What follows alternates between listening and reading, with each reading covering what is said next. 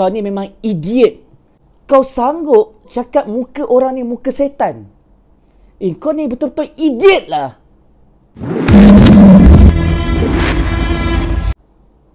Korang tengok video ni sampai habis. Jangan lupa like, share dan komen. Follow aku. Supaya apa? Lepas ini akan banyak lagi konten-konten yang aku buat. Terutamanya mengenai mesin masa.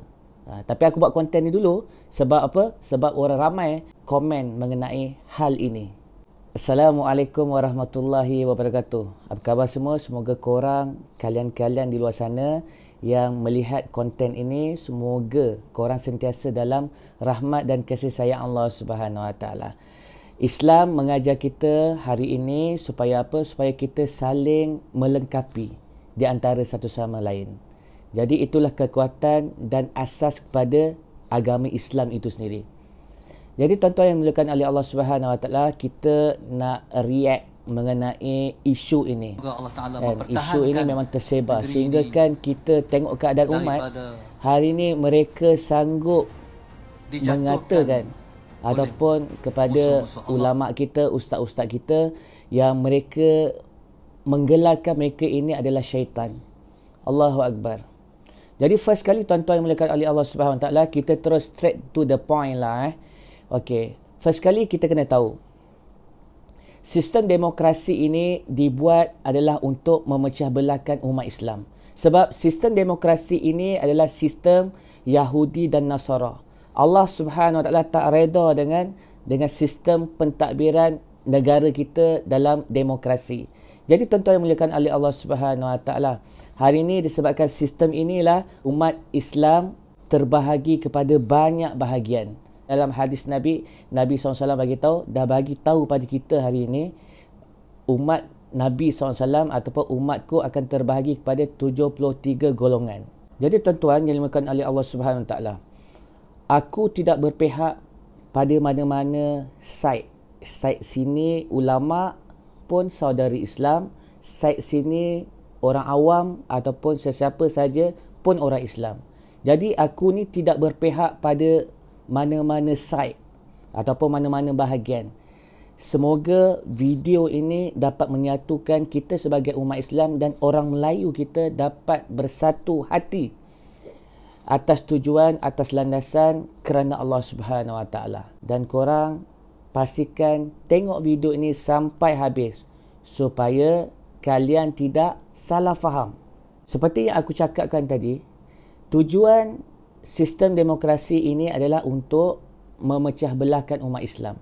Sebab itu apabila adanya ulama dalam sistem pentadbiran ini, maka ulama ini akan dicaci, dihina dan diherdik. Sehingga ada yang sanggup mengatakan inilah muka syaitan. Na'udzubillah min zalik. Disebabkan sistem demokrasi inilah apabila ada ulama yang ambil bahagian, maka ulama ini pasti dan pasti akan diherdik, dihina, dicaci. Korang boleh tengok sejarah-sejarah yang berlaku sebelum ini. Sama saja macam Allah Yarham Nik Aziz dan macam-macam lah jenis ulama yang hari ini mereka ada sejarah. Ada sejarah seperti mana kita tahu siapa ulama-ulama yang terbabit dalam sistem pentadbiran negara hari ini. Tak kisahlah dia di kalangan bendera warna apa sekalipun, dia tetap ulama kita. Jadi kita sebagai orang awam dah tahu dah ulama ni memang ilmu dia tinggi, ulama ni mulia, ulama ni akhlak dia terbaik. Tapi apabila ulama dia masuk dalam bidang politik, maka pasti dan pasti kita akan nampak ulama kita akan dicaci. Umpamanya sistem yang wujud hari ini adalah untuk memberi ruang kepada ulama kita dipijak-pijak. Sememangnya niat asal ulama kita ni memang sangat baik. Yang baik itu memang dah bagus dah, memang baik. Tetapi apabila ulama kita masuk gelanggang yang telah dibina asasnya oleh Yahudi dan Nasara, maka inilah peluang untuk ulama ini dipandang hina. Memang sistem ini diwujudkan supaya hari ini orang Islam akan bergaduh. Orang Islam akan memandang ulama sebagai sampah. Orang Islam akan memandang martabat seorang alim ulama ini boleh dicaci. Ulama ini menampakkan ulama pada hari ini bodoh dengan sistem demokrasi Yahudi Nasara yang mereka buat pada hari ini. Aku tak salahkan orang awam dan aku tak salahkan ulama. Tapi sebenarnya aku sangat-sangat tidak bersetuju mengenai sistem pada hari ini. Sistem pada hari ini sebenarnya membuka ruang supaya ulama kita hari ini ditindas. Sebab itu para ulama kena tahu game yang dibuat oleh Yahudi Nasara ni dalam sistem demokrasi ini. Sistem ini akan menghancurkan ulama-ulama kita. Sistem demokrasi ini akan menghancurkan Islam dan sistem demokrasi ini akan menghancurkan penyatuan umat Islam ataupun bangsa Melayu di tanah Melayu ini. Aku bagi perumpamaan. Dia umpama permainan bola sepak. Permainan bola sepak. Bila permainan bola sepak, misal kata alim ulama kita berpakaian jubah, pakai songkok, pakai serban. Korang rasa pihak lawan akan membiarkan ke untuk ulama ini menggelecek bola? Tak apalah, ini alim ulama, biarlah dia gelecek aku, biarlah dia bawa bola sesuka hati, biarlah dia menjaringkan gol. Tak brother, bukan macam tu. Pasti dan pasti mereka akan ambil peluang untuk tackle, untuk patahkan kaki ulama ini, dan mereka pasti dan pasti akan membuatkan kecederaan pada alim ulama ini. Sistem ni umpama permainan bola sepak. Kalau alim ulama tidak tahu pasal game ni, maka pasti dan pasti dia akan cedera parah.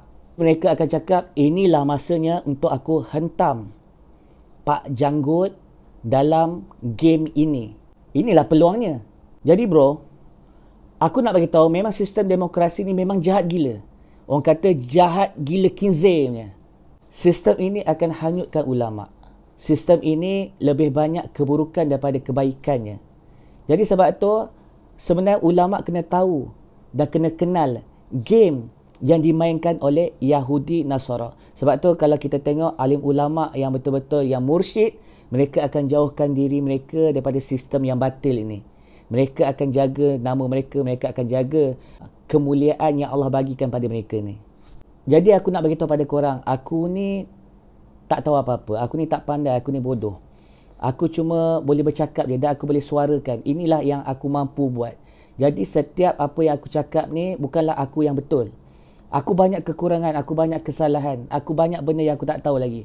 Tapi inilah saja cara untuk aku nak bagi tahu pada korang supaya hari ini orang Islam bersatu. Supaya hari ini orang Melayu kita menjadi saudari Islam yang terbaik. Sebenarnya semua orang tahu apa yang disabdakan oleh Nabi SAW.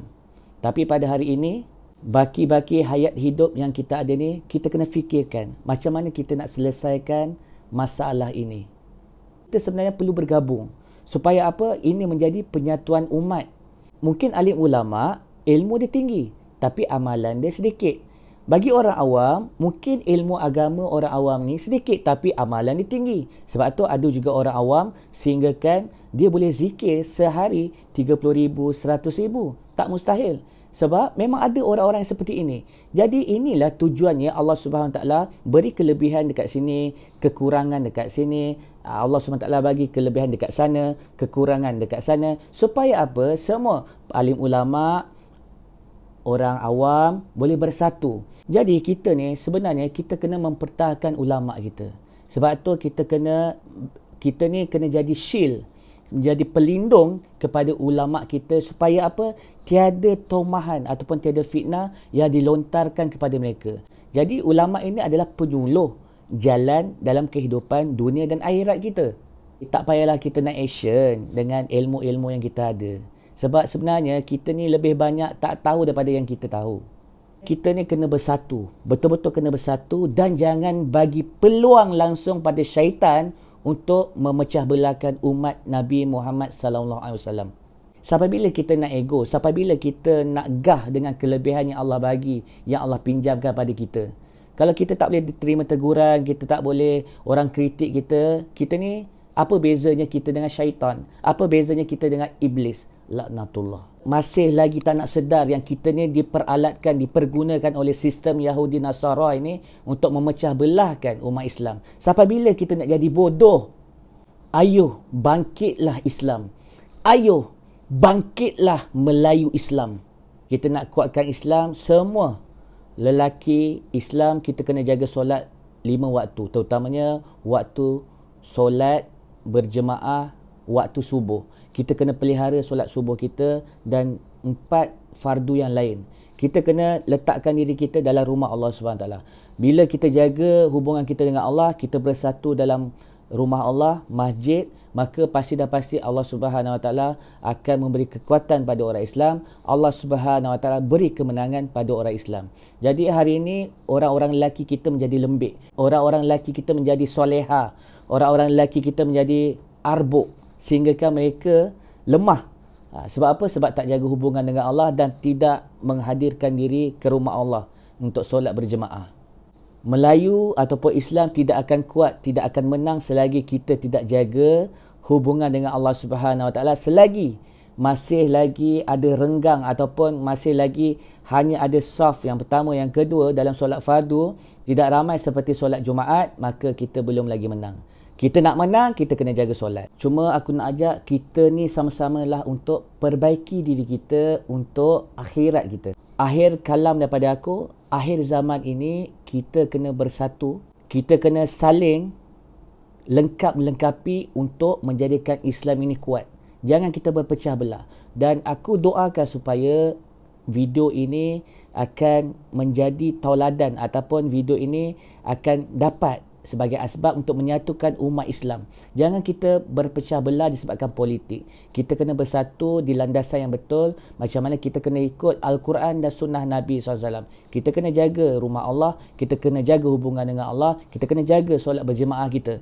Ingat ya, yang paling penting, La ilaha illallah Muhammadur Rasulullah. Ni baru betul.